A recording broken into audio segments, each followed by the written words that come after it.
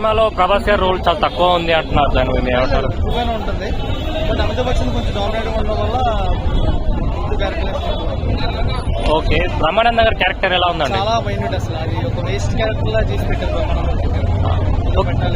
Okay, చాలా మంది cameo role చేశారు అంటున్నారు విజయ్ దేవరకొండ అని. క్యామియో రోల్ మీరే అన్నారు కదా, క్యామియో రోల్ అంటే సో అలా క్యామియోలోనే జస్ట్ ఒక 1 minute కూడా లెంత్ లేకుండా పెట్టారు. ఓకే, మన దీపికా పడుకునే గారి యాక్టింగ్ ఎలా ఉందండి?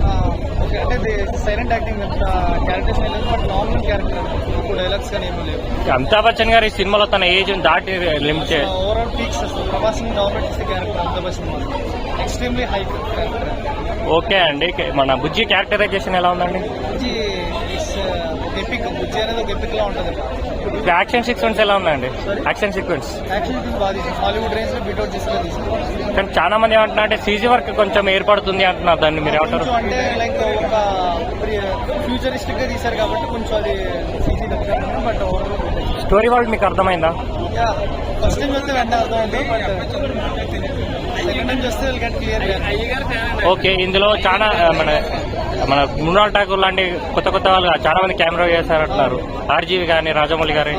మరి క్యారెక్టర్స్ ఎలా ఉన్నాయండి? క్యామియో లాగా లైక్ చిన్న క్యారెక్టర్స్ ఉన్నాయి, బట్ 1